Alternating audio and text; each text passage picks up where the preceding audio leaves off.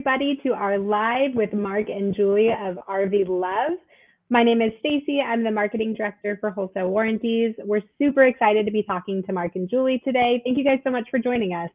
Well, thanks for having us. We're excited to be here. We're very excited to be here. All right. And we get to talk about something pretty exciting today. You guys are coming up on, or has it already passed, your 10-year RVing? Little secret, it actually passed. It was last month.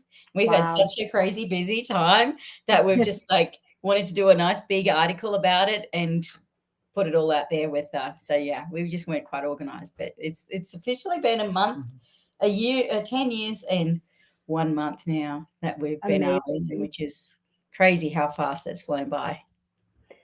10 years and 1 month. That is so exciting. It's especially funny to look back at the photos when we first started. I look so much younger. we both look a lot younger, but it's okay, honey. You still look good.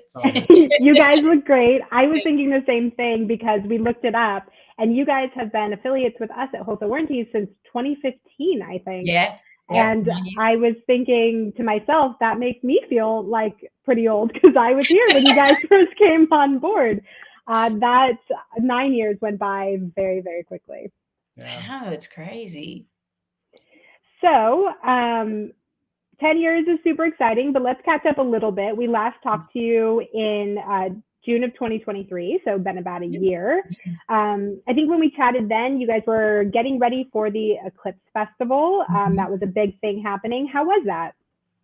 Well, it was good. We had a great time, but we did not have luck with actually seeing the eclipse because we had cloud cover. Despite all of the forecasts. Oh, no. But we made up for it by making a whole other separate trip to the total solar eclipse down in April of this spring. Yeah. So we went to Texas and we saw our first total solar eclipse in 2017 in Oregon. It was so amazing that everyone was just like, when's the next one? It was April 2024. And we said, okay, we'll be there. And it wasn't till I think less than maybe 6 months before that we got our detailed plans together, but that was great. It was booked 7 years ago, but by our friends who are really into it. But and that's actually why we were out so long. You know, I think we mentioned that we full-time for over 6 years, but we part-time for about 4 now. But you know, we still spend extended time in our RV. In fact, we were out for 5 months this winter. You know, we were out from December through May. So it's and part of that's because we wanted to stay out for that solar eclipse we just mentioned. Yeah, so we still spend extended time in our travels. Awesome. So for 5 months, you hit the eclipse. What else did you guys get up to in the winter? Well, we hung out in Palm Springs and in Arizona for most of the winter, which was great. We spent quite a bit of time down in Tucson. Actually, we've been to Tucson before, but this is the longest period of time we spent in Tucson. That's a really cool city. We really liked Tucson. Tucson is great, yeah. Tucson's great. And you know, that's the great thing about RVing is, you know, we love our Colorado home base, but we got so spoiled full timing for over 6 years and always heading south for winter, whether it's Florida, Texas, Arizona, California, that we're kind of like, it's kind of nice to be warm in the winter months. So we headed down, and just being able to take the dog out and go for hikes and go for bike rides, you get more life in your life when you're not as cooped up inside. Yeah, and the whole your life is much more social and outdoor and active when you're down south too. Because when you're in a colder climate with snow, a lot of people kind of hibernate in during the winter. But when you're down south, everyone's out doing stuff and connecting. So. And a lot of our RVing community, because during the rest of the year, people are spread out all around the country. But in winter, most people head south. So it's a really fantastic opportunity to reconnect, catch up with friends that you may not have seen for months or a year. And they're just all gathered in. Yeah, it brings RVers into a smaller geographic area. And what's also funny about RVers is that because we're used to traveling so much, that people will travel further to see someone. And so, you know, for a great example, my family would say, oh, you live so far away. It was 35 minutes, you know, I'm like, I have RVing friends who've literally said, we just looked at the map and realized you're only 6 hours away. So we're going to come down and visit, you know? So it's totally changes your different mind about. Yeah, that makes sense. I mean, we're in San Diego, so we are very spoiled by those winters. Being outside is the winter that we know. But that makes sense. It kind of gets all of your RVers kind of in a couple spots in the country. You guys get to see each other more, enjoy that outside time. What about summer? Are you guys RVing, or are you kind of back enjoying the Colorado summer? We're back in Colorado. This is our home base. Yeah, Colorado is pretty hard to beat in the summer. Yeah. Yeah. And we live in such a beautiful area. We're on the western side. So when we launched full time, we launched from Colorado. If anyone watching is not familiar, we had a home base over between Denver and Boulder when we sold that and hit the road full time. And then honestly, we never expected to end up back here. That was not part of the plan. In fact, in our first book, Living the RV Life, this is in writing. We said we will RV in another country before we buy a sticks and bricks home again. Well, technically, we did RV in Canada for a little while. Well, yeah, you checked your box. Continent. I was thinking Europe or Australia. So if you're being literal, we still did figure that out. Yeah, that's cheating. But, we really genuinely felt that when we wrote that book back in early 2018. That's been out now for, coming up 6 years. But it's still evergreen content. Yeah. And so we were wrong. And that's, I think, one of the lessons here is like, one thing I've learned is never say never, because you just don't know, because you change and grow, and a lot changed in the last 10 years. And we talk a lot about that in our blog post that I was hoping would be live by the time we had this call, but it will be up, if not tonight in the morning. So less than 24 hours. It's a big, big recap on the whole decade in review of all the areas of RVing, campgrounds, RVing, the community, technology. It's a big, big, exciting piece that we're really excited to share, because it's a good opportunity to take a big step back and look at what's happened. And it's been very interesting to see the patterns and the evolution that's happened. And but part of that, of course, a big part of that for all of us is COVID-19 and what happened in 2020, 21 that went into 2022, and that huge influx of new RVers that discovered RVing and started buying RVs. And so that is really quite fascinating, how many ways that has changed RVing. And one of the ways was for us is we weren't planning on buying a home base, but we kind of felt like, we want to have something closer to family should they need us. And we're very happy with that decision. It was very spontaneous. We literally rolled in, thought this is great, and 48 hours later we're under contract on a house. And so like, there you go. How did that happen? This is our life, full-time RVing. This is our livelihood. And so it was quite a big emotional adjustment, actually, but one that we're really happy about. And much as we love full-timing, part-timing is quite different. And they both have their pros and cons. Which is also great for us to be able to speak to both when we're speaking to people and advising on RV decisions, because, there are a lot of differences in the different styles, and people need to be aware of that, because there's 11 million RVers, 11 million people who own RVs, but only 1.5 million people who full-time. So it's a smaller segment of it, but it's an important distinction. And not everyone full-time's forever. And I think that when we were doing it, we just couldn't imagine living any other way. And now that we do, we're like, I could totally see us going full-time again at some other time down the road. And we did meet people who've been full-time for over 20 years. So So you don't know until you do it, right? It's like taking the first leap to get in the RV in the first place. And sometimes the road leads you back to sticks and bricks. But like you said, 5 months in an RV in the winter, that's still it's not like you're 1 weekend a year. You're still really getting out there. Right. And we actually, for the first time this last winter, we rented our house out for 4 of the 5 months. And what was great about that is in two things. I think when we bought it, it was like, it's a small enough house. It's 1,000 square feet, because living in 350 square feet, anything too big would feel overwhelming. So 1,000 felt quite small by home standards, but for us, it felt quite palatial and all that we needed. And we wanted something that we could lock and leave and go away for extended periods without worrying about it, and weren't so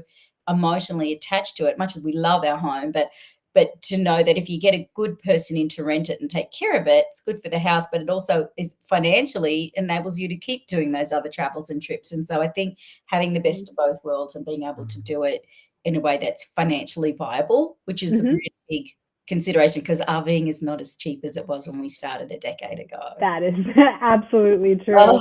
But it is such a renting out your house. And then the flip side of that is a lot of people who maybe don't use their RV in the winter can rent it out or don't use it for certain periods. There's so many opportunities to kind of make some financial gains and get the best of both worlds, like you said.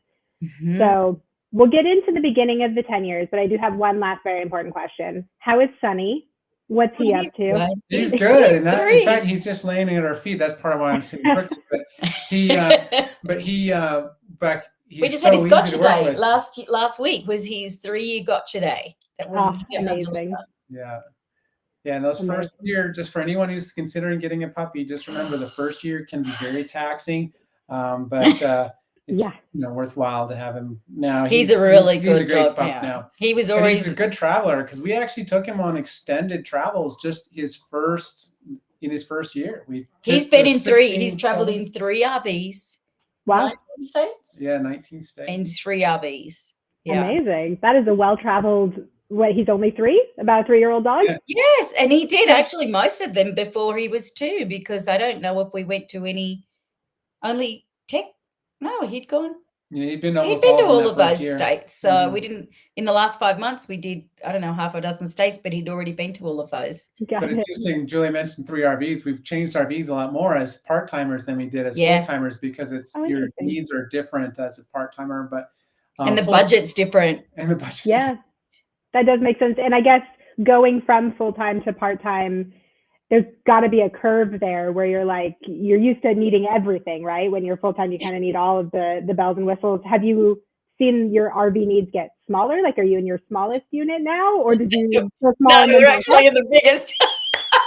Well, that's part of what's funny is because, like you said, when you full-time for all that time, you're used to having a fully livable environment when you travel. And so we got spoiled. You do get a bit spoiled, and so it's a harder transition. We know people who've gone way downsized when they go part-time, and we tried that. We had a tiny little camper for a while. 17-foot casita. We realized we just couldn't enjoy ourselves in it very well because unless for short weekend trips, it was really great for that. But longer, because we still work and because we need to have the home be more comfortable. So. And we love the area that we live. So that was new. So there was always lots to explore without having to go anywhere. Right. But our first RV, for anyone listening that may not be familiar, was a 36-foot Class A gas motorhome with 4 slides. And we had 2 separate dedicated workspace. That worked great. That was a great coach. We love that coach. It was virtually new too, only 2 years old. 2 years old. And funnily enough, that coach would now be 12 years old. And even though it still looks new, it would be allowed into some campgrounds that have a 10-year rule. Which is crazy. Right. Or may not be allowed, I should say. They usually do. As long as it's a well-kept coach, they usually will let you in if you send photos. But then the next one was a 40-foot Class A diesel motorhome, a much older one, a 20-year-old that we did a complete renovation on that had 1 slide. And that was the one we were in when we ended up selling it to buy a home base.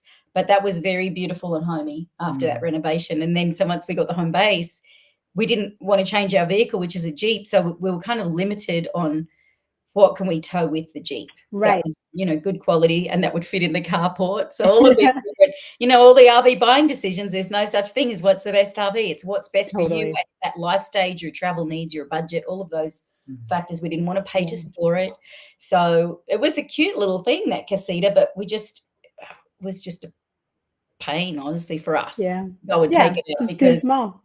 It really was, and that was before we even had the dog. And then we got the dog, and we're like, no, this is too small. They take up so much more space than you think they will. I have a small dog, and somehow it's like he takes up so much space. So, but it was a cute little camper. I think we've done very well with buying and selling our RVs. So we actually made money on that one. It was selling it at the height of the market, did well with that. And then we ended up with a little Class C 25-foot diesel motorhome that we initially rented from a friend because it was just sitting in storage for the winter. So we rented it for a few months and we said, hey, we like this. If you think you'd like to sell it, because we knew he was on the fence, let us know. And so we bought that. And then, we just got to the point where, it wasn't being used as much for how much money we had tied up in it. It was sitting up the front of the house, and we're like, wow, this is like a mortgage payment. By the time you factor in the payment, the insurance, the registration, all the RV-related expenses, and realized, it wasn't really in alignment with our financial goals. And the other reason is for us to spend longer times out,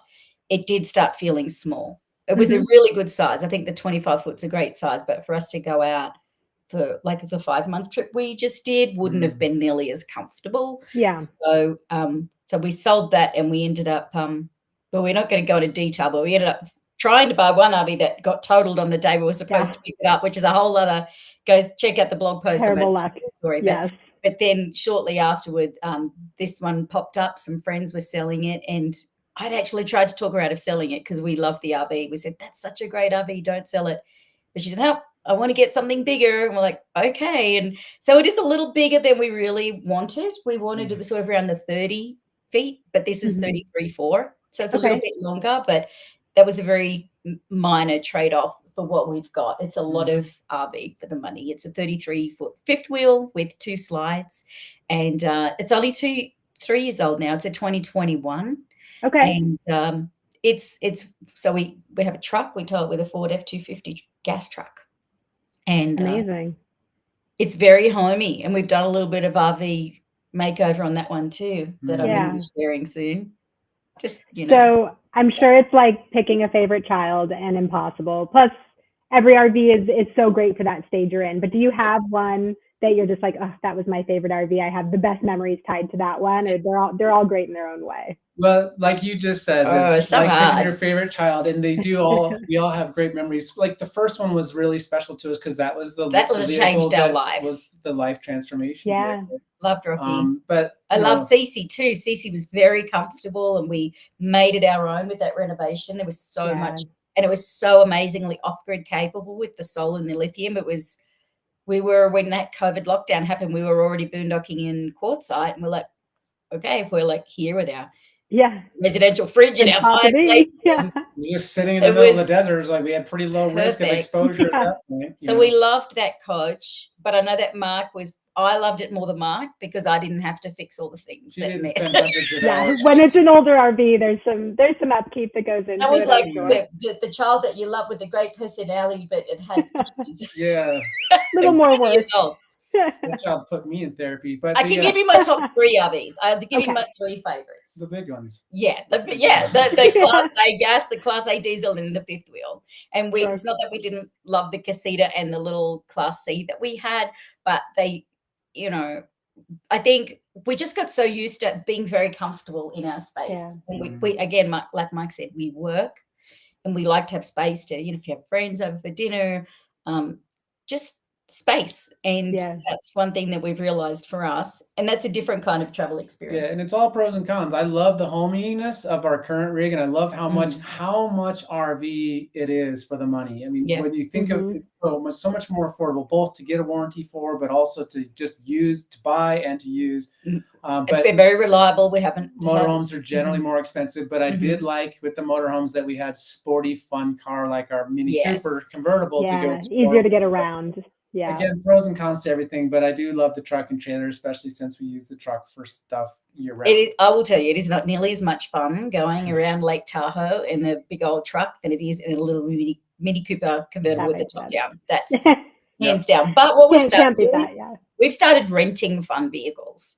So there you go. Yeah, that's what we do. So we were out on a Polaris Razor in Telluride a couple of weeks ago with friends. We did one of those slingshot rides around Colorado National Monument, those little Polaris slingshots that look like little Batman mobiles. That was super fun. Yeah, we rented a Corvette and a Tesla this winter when we were down just for the day. Arizona. So you can do that's a great way to mix up your experiences as well.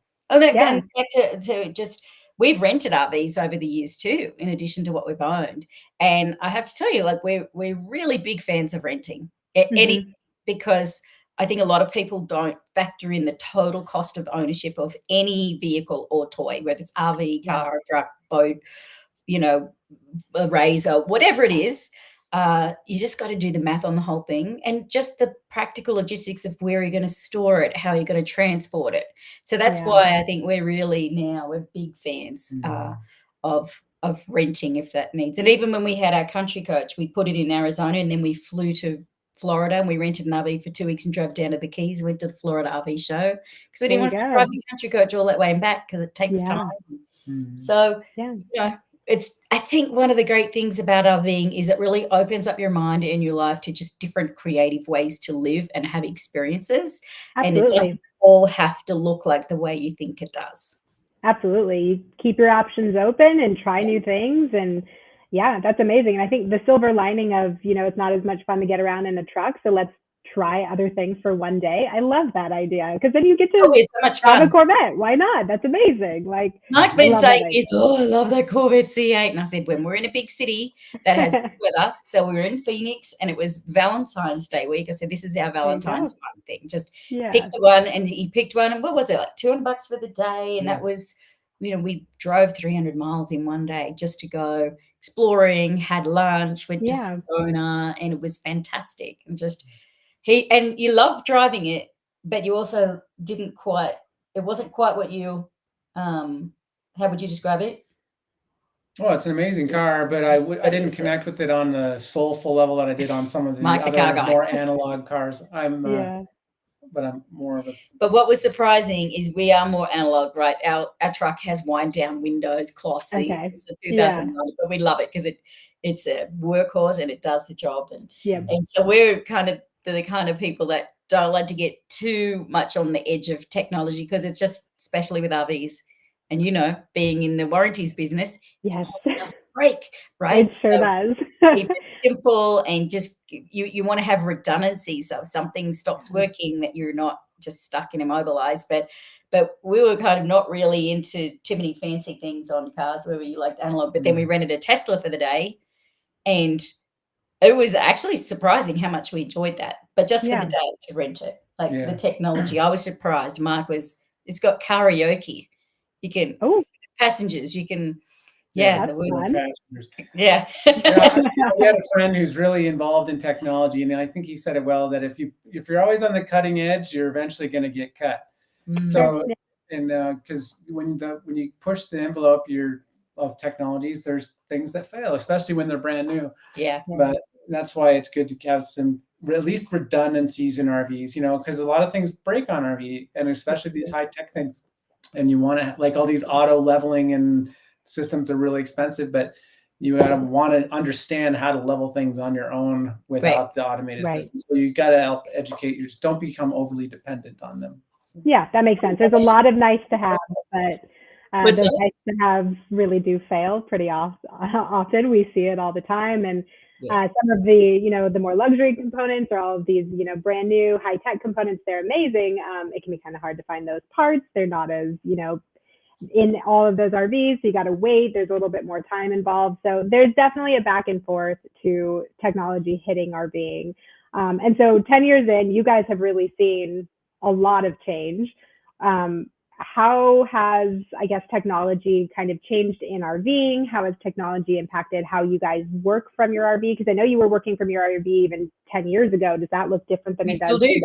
Yeah, we still do. And that is one of the biggest areas of technology change, because 10 years ago when we launched it, there was not nearly the internet capabilities and access. Julie will write in the article that we initially hit the road with 2 little Verizon jetpacks on a special Millennicom service that only had 20 gigabytes per month. And it was $90. And it was $90 for those 20 gigabytes. And now there's people that move more than 500 gigabytes a month. And so part of that is because data is much higher amounts now, but we had to be very careful with that. And I think we had 2 of those 20 gigabyte plans, and we were very careful about how we used them.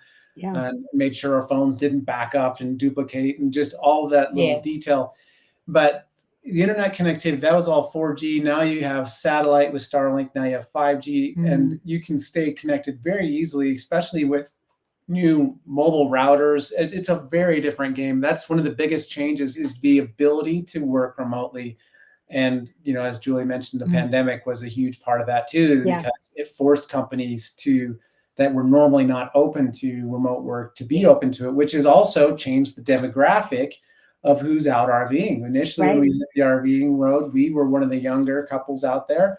And now we're one of the older. There's so many young families out there, a very large percentage. So that technology changes in the last 10 years have dramatically changed socially, and also the demographics of RVers, and the whole space, really. And the demand for things. And there's just so much more demand. And with the new, you've probably heard the term COVID campers was the nickname for these newer people that were hitting the road, hadn't grown up RVing. This was their first foray into the space, and it really changed things because they were, you know, having to learn very quickly, and a lot of it was kind of trial by fire, I think. But the demand for campgrounds has driven up the price of campgrounds. The demand for more amenities at the campgrounds and better service.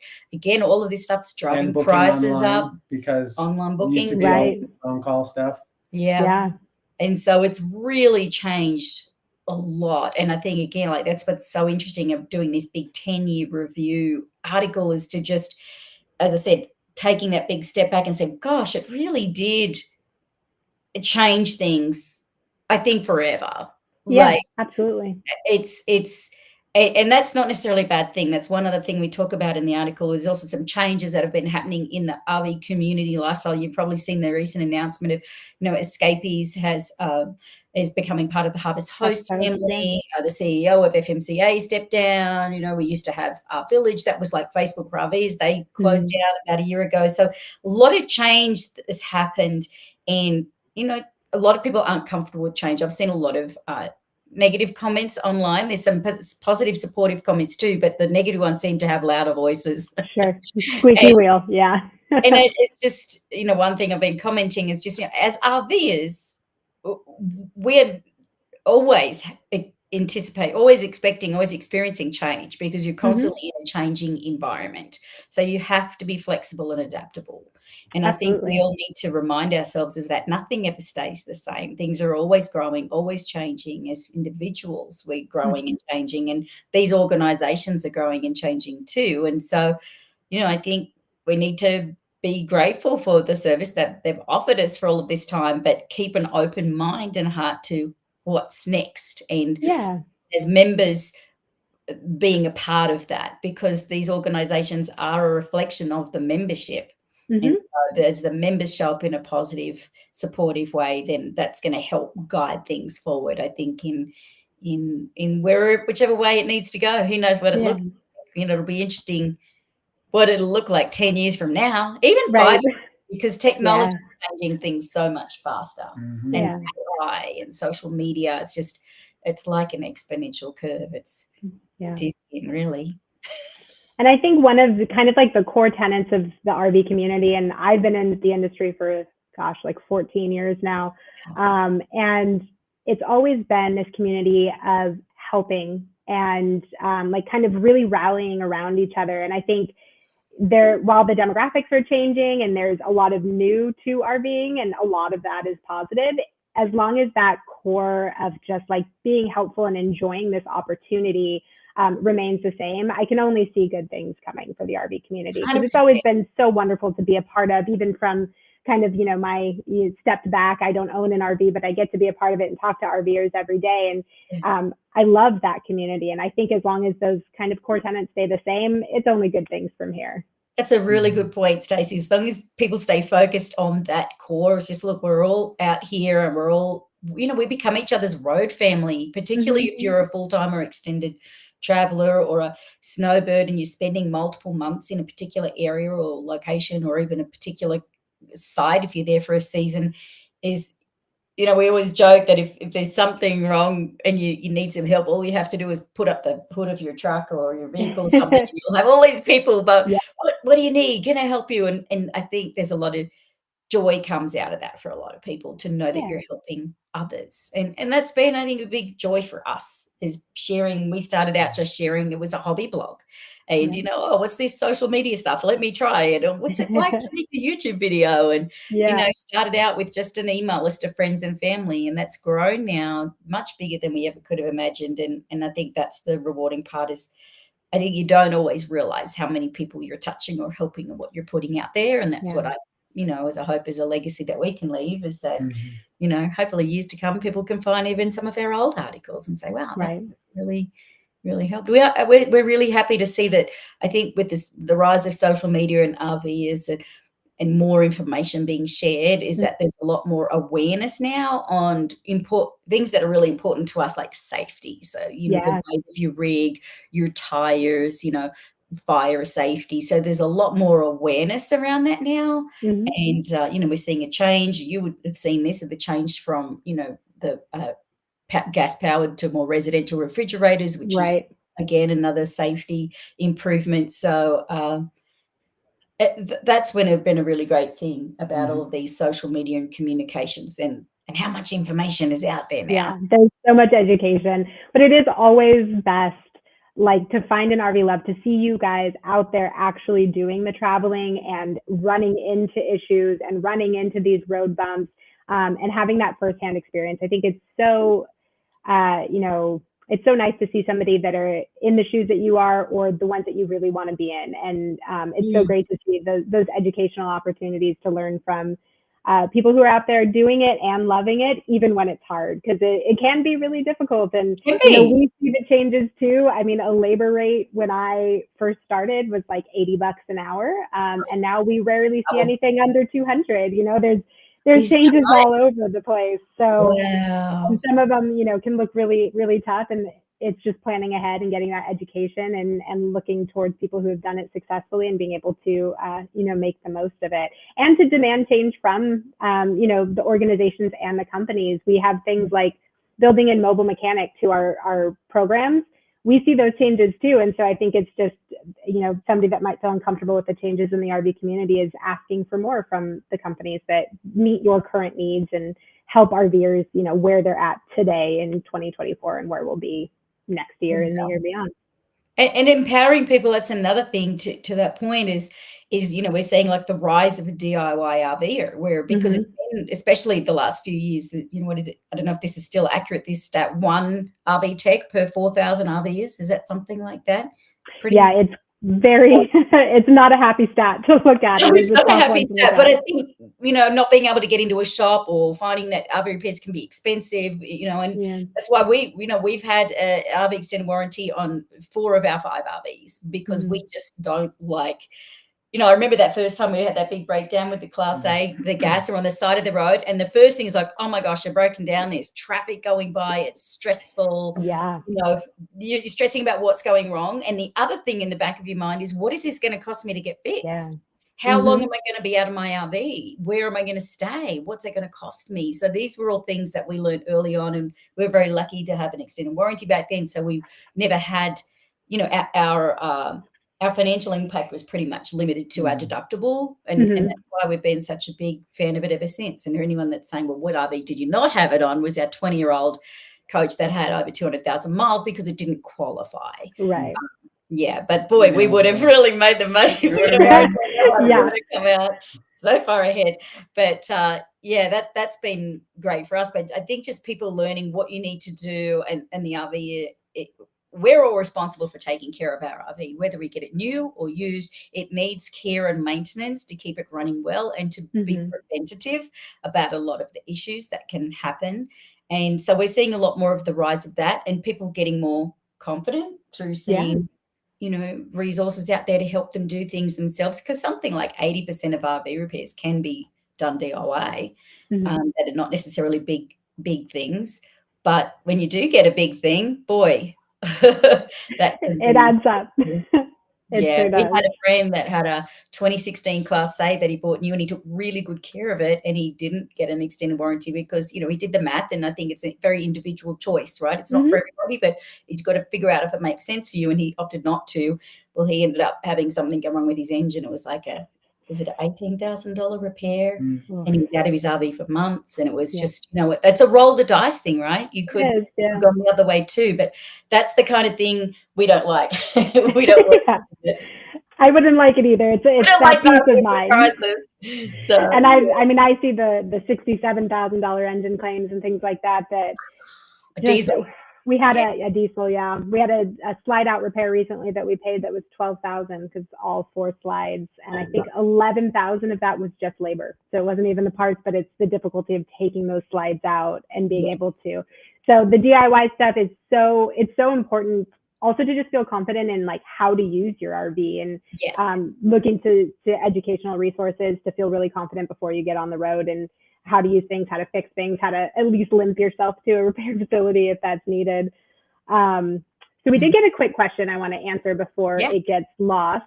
Somebody asked if you think you could full-time in the 5th wheel that you have now. Would you feel comfortable in that? Absolutely. Absolutely. Yeah, this RV would be extremely comfortable to full-time in. And And even though the people who sold it to us thought it was too small for them to go full time, and they're just a couple with a dog smaller than ours, and they went an additional 10 feet longer. But they've seen how much more difficult it is to travel and manage that extra 10 feet of fifth wheel. So that's been a real challenge for them and a good lesson for us. But this is they're actually too afraid to take it out now. They're planning on just keeping it stationary because they did have an incident a month in, and it was a big insurance claim and it got fixed. And they're very experienced, confident RVers. They've traversed the country multiple times, but that extra, was it 9 feet? I think they were just like, it terrifies them to take it out. It's that big now, and so they. But the short answer is definitely, we could definitely full time in our current RV. And it was one of the reasons we got it, actually.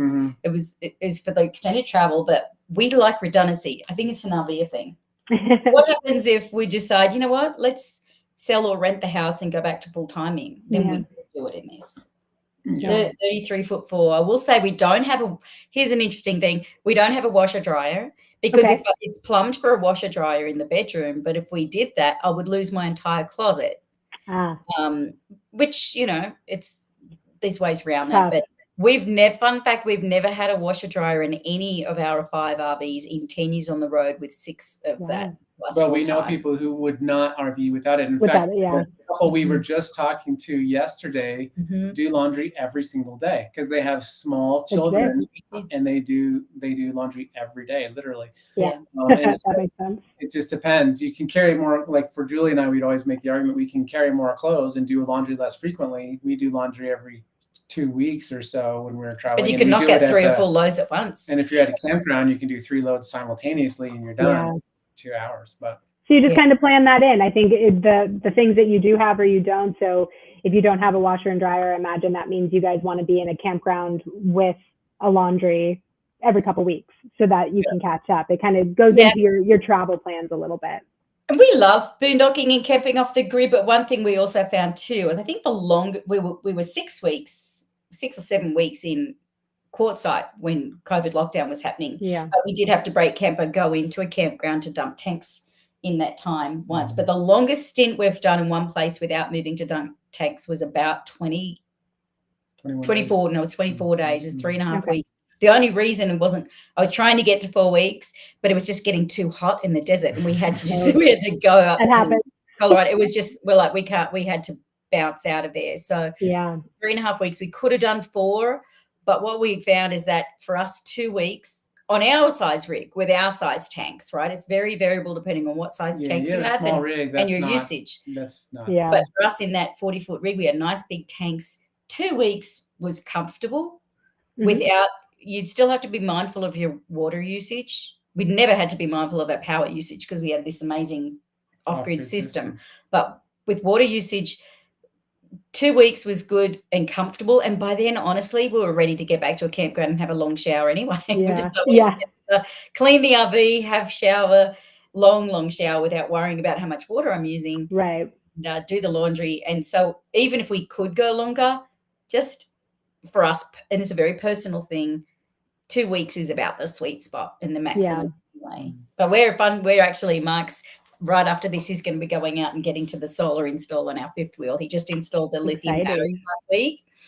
And so we're excited that this is going to be off-grid capable because our country coach, our motorhome was very low. And so it was a bit more limited to where we could take it off-gridding. But this one with the truck and the 5th wheel, we'll be able to take it to some more places. And But in answer to very long answer to that person's question, totally full time in that.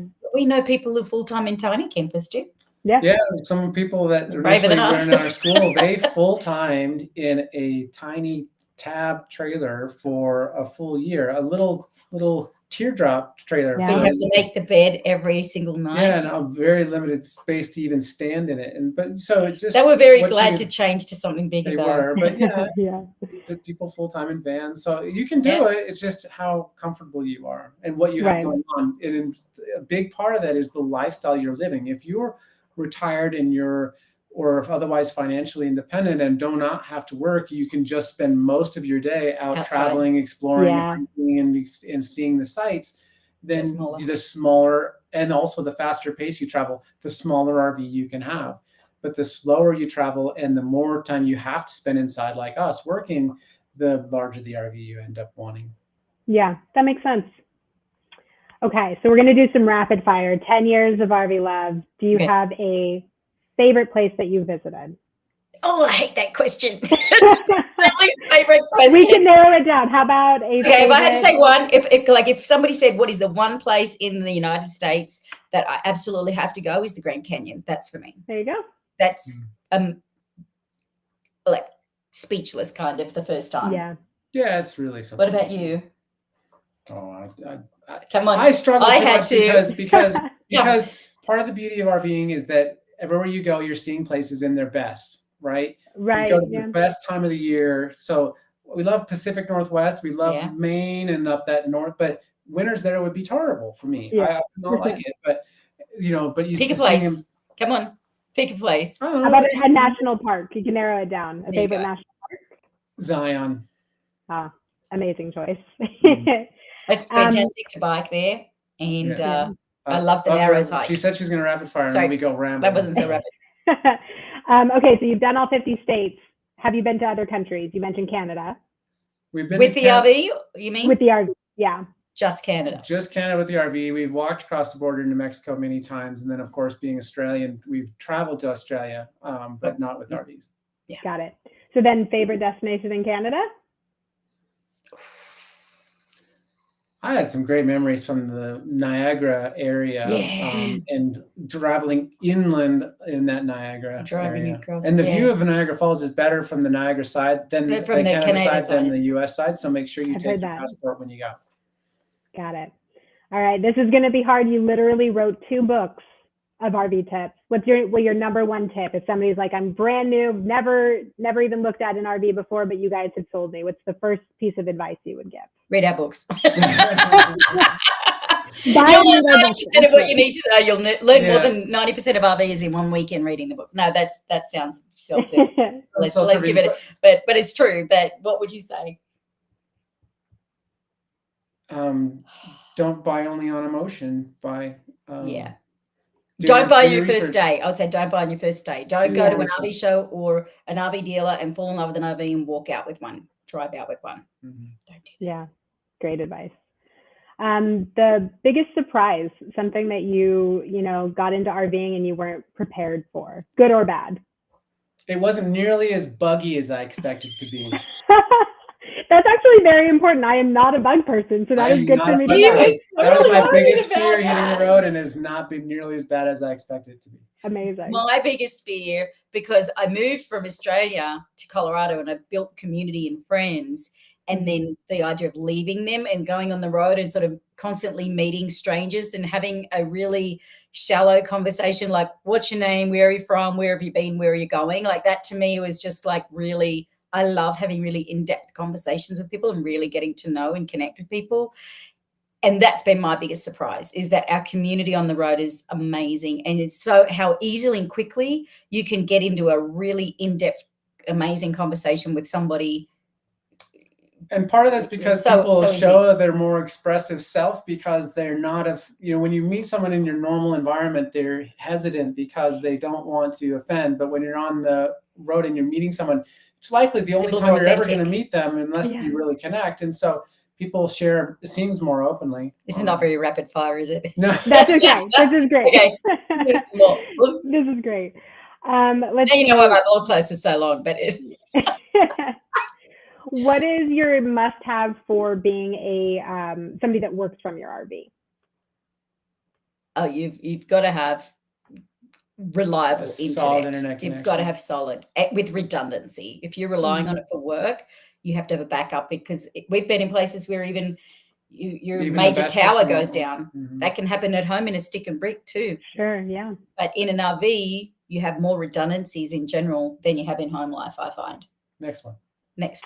So when you were full-timers, did you have a sweet spot for how many days you wanted to stay in a place before you moved on? Yeah. It's usually a couple of weeks, wouldn't you say? I like the idea of 2 weeks. What's interesting, if you do the math, is if you count travel days, the average drops significantly. It drops below, well below a week, even if you're trying to do 2-week stays. But I do think that's a nice length of time, long enough to immerse, but not get hitch itch, they call it. Yeah. And then preferred amount of time you're going to travel in one day. So you plan a big travel day, you've got a long haul trip. How long do you want to travel before you get off the road and take a rest? It depends what rig you're traveling in. Actually, that's what we found. But usually, if like 3-4 hours is a good length. Depends if you have kids. Depends if you're somebody that has a bladder that needs attention more frequently. When we had the big coach, the big diesel coach, and it's like a lazy boy sitting in the front seat, and Julie can get up and wander around, and it was not uncommon to do 8 or more hours in a day, because we could just put big miles on, because you have a 110-gallon fuel tank too. You can go to other states before you think about fuel. And then when it starts getting dark, just before dark, you just like pull off the interstate into a Walmart, get it. Don't even get out of the RV and go to bed. But now it's different, and I'm sorry this is not a very rapid fire answer to the question, but this has been an interesting learning for us, being first-hand immersion in this, is the truck tank sizes. Yeah, because we only have a 38-gallon fuel tank in the truck, and it only gets 6 or 7 miles per gallon when towing the RV, and so we have to stop every 200 miles for fuel, and even more often if we're watching the distances between fuels availability. And so, we find ourselves not going nearly as far with the and because of the fifth wheel's a bit more effort with the setting up, not massively so, but it is more than just with the motorhome. We find we like to get to our places earlier to have more time to set up.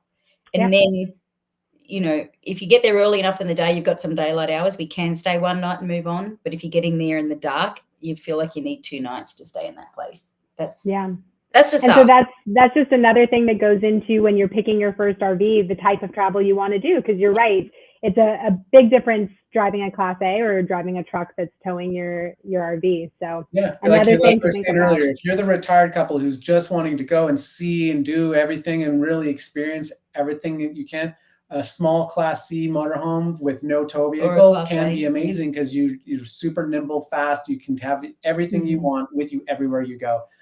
And so it is exactly what you said, Stacey. It all depends on the type of travel you want to do. And it is also like, is it the living or the traveling? Because they're different.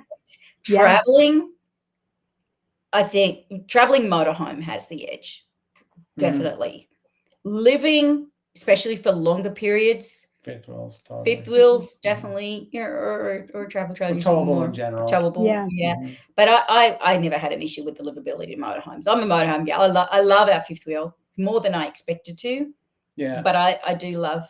And remember, she's not the driver too. So when you're the driver, or the fixer, so this is a different perspective. When you're the driver of the motorhome, you feel like you're in your vehicle more than you do when you're in a towable, because you're in the driver's seat and then you're in the vehicle you drove. So, and that was one of the challenges Mark had when we had the Class C, which I liked better than he did, because he said, I feel like I'm living in a car. I'm like, that makes sense. You are. That makes sense. Having to see things from his perspective. And I was really sad about selling CC more than you were. He's like, but you're not the one that has to fix all the things. I'm like, that's true. Yeah. I get the livability, and he gets the. So this is why the whole what's the best RV to buy is such a difficult question to answer. Right. But the motorhome, see, for Julie, she never have to get out of it. She would just sit. Her steps were super low because we'd show up. I would do everything outside of it all when she still stays inside it. Whereas the truck and trailer, she has to impatiently stomp her feet waiting while I spend 10 minutes setting it up. And for the motorhome, she never even had to leave her seat. So little things like that, I think, make big differences. And if you're a solo traveler, you have to do everything. Right. So definitely something to keep in mind. So solo traveler, it's like, but we know plenty of solo women travelers out there rocking the fifth wheels too. Yeah. So awesome. It's such an individual thing. So this will be individual to you guys, but what is your favorite activity to do while you're traveling? So I know you mentioned bikes. You guys bring bikes with you? I know a lot of people do the inflatable kayaks. What's your favorite thing you got to bring with you on an RV trip? For sure is bicycling for me. I often bring even more than one bicycle on a trip, but yeah, that's my favorite hobby, regardless whether I'm sticking brick or I'm in travel. And I would agree with that. And I was never really a big cyclist, but I got my first e-bike in 2018. So we were for 3.5, 4 years on the road, and I love that thing. And I as I said, it brought the joy of biking back to me, because I'm not a strong cyclist like Mark. So I was always like, I hate dealing with hills. I don't like getting too sweaty and pushing too hard. But having the e-bike meant we could go out anywhere and explore, feel the wind in your hair, you feel like you're outside, and never have to worry about are we getting too far? How long does it take to get back? Am I going to have enough steam? What if we encounter a hill? Because you're always in this unknown terrain. Yeah, so it's allowed us to go biking more together. Well, we used to have and a it's a nice bike. way to immerse in your area. I mean, we have done some kayaking, and Julie mentioned we love renting those Polaris.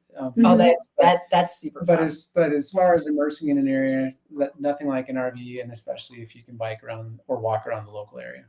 Some people don't even need a tow vehicle now if you have an e-bike. If you've got a Class B or a C, and you have an e-bike, and particularly if you stay in campgrounds that have good access and proximity to, grocery stores or whatever, or you're organized enough to do it on your way to your destination, you can get by without a tow vehicle, which can also save you a lot of money.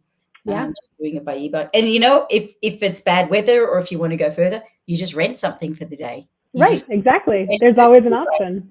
Yeah, that's what I love, is you can just rent a Turo, and then you can rent a different car every time and mix it up, and it feels like an adventure. That's what we did with the Tesla. We're going to visit a friend, and we did the math on driving all the way to see her a couple of hours with the truck, and what's it going to cost in gas, and not such a fun drive, because we're drivers. We love driving fun vehicles, compared to renting the Tesla, which we've been curious about. I think it cost us, an extra $50, but we had it for 24 hours, and it became like part of the adventure. Yeah, absolutely.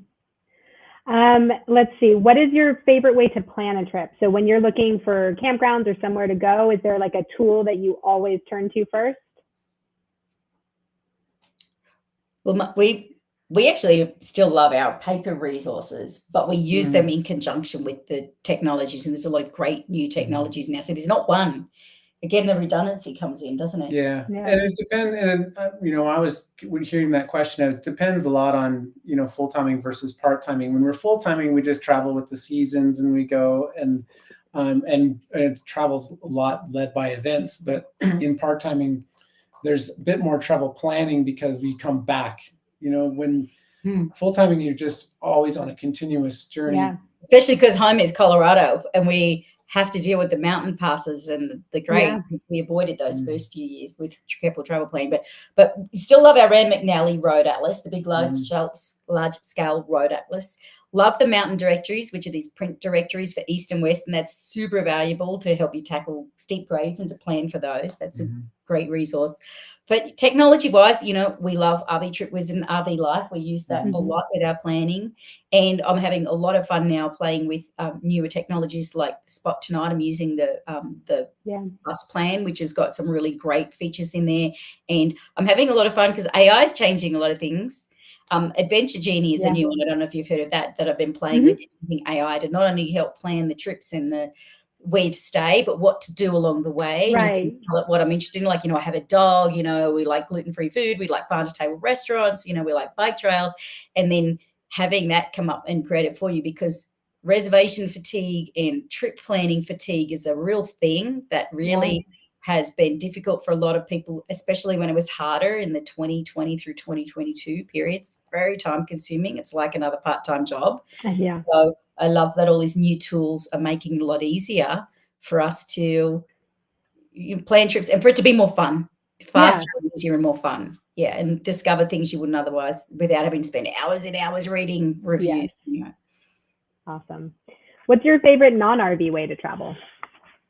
Because hotels, cruise ships. Do you rent RVs when you go other countries? Have you ever considered doing that? I know a lot of people absolutely have considered it. I've been researching doing that both in Australia and in Europe. Yeah. A fun fact, I'm very lucky. I have a British passport and an Australian passport as well as American. Awesome. So I have really and again, we thought we would do this before buying a home, was maybe go on RV in Europe for extended periods of time. But because of the dog, an RV is the best way to travel with the dog. So we'd like to cruise. We've done cruises. That's fun because you can't take the dog unless you take a transatlantic from New York to Southampton, England. You can take the dog. One of the few ships that does that. Yes, I've done my research. And then I would base ourselves somewhere in the UK, like out of the big cities, obviously, rent an RV and then explore the countries via RV in Europe. That's what I would do. I've already started planning, but I don't know when it's happening. And what else? Yeah, I like all of it. But Airbnbs, I like Airbnbs too sometimes. Airbnbs over hotels because they're more like RVs in that they're more immersive and feeling like you will be a part of the community in the area. Yeah. So I was going to ask if it's kind of hard to go to a hotel after being in an RV for so long because you don't have all of the things. Mostly the dog actually is the big challenge, like finding a hotel that will let you take a dog and then they charge you a surcharge. And sometimes they charge per night or sometimes it's a flat fee whether you're staying for 1 or 4 or 7 nights. And so if you're just staying for one night when you're heading across somewhere, that can get expensive. And our dog's only 37 pounds, but other people that have bigger dogs, sometimes they have limits on the size dog. So I think that's where RVing just wins hands down for travel. And I think there seems to me there's a big trend in RVing space right now where a lot of the hotel industry is coming into the RV space and they're buying and building locations that people stay in an RV even though they don't need to bring their RV. And that's becoming a really big trend the last few years. And I think that's going to be a continuing trend that we'll see going forward because people want that travel experience but don't necessarily want all the expenses involved of owning. Yeah, that makes sense. I've never flown by private jet. That might be fun. I would like to. Yeah, there you go. Julie did the research on how to get the dog to Europe on a boat. I looked at it chartering it on planes. I was like, let's just envision that we have the money to be able to just charter the plane to go over there. So we'll just put that into the universe. Maybe it'll happen. You never know. I hear it's a nice way to travel. Putting them into the cargo hold of just, Yeah. I kind of I'm not doing that. The charter, they sit right next to you. I know. That's why we looked into the charter because it's. But anyway, yeah. Bark Airlines, I think. Really? Bark Air. Yeah. There you go. Yeah. Okay. All right. So 10 years of RV love. She's like, you can't do rapid fire with these two. All right. So rapid fire, we'll be all done with that. So we have 10 years of RV love, all these experiences. What's next? What's the next 10 years of RV love look like? Gosh, I don't know. What does everyone think we should do? I don't know. I honestly don't even know. I know that we love the RV that we've got now. I'm excited about the new off-grid system. I'm actually more excited about this one, like I said, because we can take it to more places than we could with the country coach. And I'm really proud of Marc because he did the whole install himself, and it was he'd not done that before with a big, more complex. So I think that's very gratifying to be able to do that. But we live in a really beautiful part of the country. I think within a reasonable amount of time, remember we're RVers, so our perception of that is different. I'd love to be able to get back up to Montana and the Pacific Northwest, go back to Yosemite. Obviously, we love exploring Colorado. There's so much to see and do here. What else would you say, Marc? I do want to do some more cruises. Some friends just got back from a Virgin Voyages cruise. I want to do one of those. And when we develop a little more financial independence, we can maybe even go back to full-time RVing. Who knows? Yeah, just so that more travel and less working from the road. Because contrary to what you might all think, we're not just traipsing around, having a good time. It does take a lot of time to do the content behind the scenes, but it's a pretty rewarding way to be able to take our experiences and share that and know that you're helping others. That's really what makes it most rewarding for us. Awesome. Well, we look forward to seeing what's next for you, whatever that ends up being. I'm sure it will be very exciting, and I will be reading every article and looking at every social post because we love following you guys. You're going to have to pour yourself either a very big, long iced tea, well, not the alcoholic type, maybe coffee or a glass of wine, because this next one is a doozy. But there's 10 years to cover, so it's a lot. So you might have to read it in, Allow some time for reading that one. But, awesome. Well, once that's out, we'll definitely post the link to it in the comments below as well. So anybody watching the rewatch will be able to find it. Thank you both so much for coming and chatting with us. It's always amazing to catch up with you. And yeah, everybody go to rvlove.com if you haven't already. Check out all of their amazing educational resources. You certainly won't regret it. Thank you so much. Thank you for having us. Stacey. We really was fun. Yeah.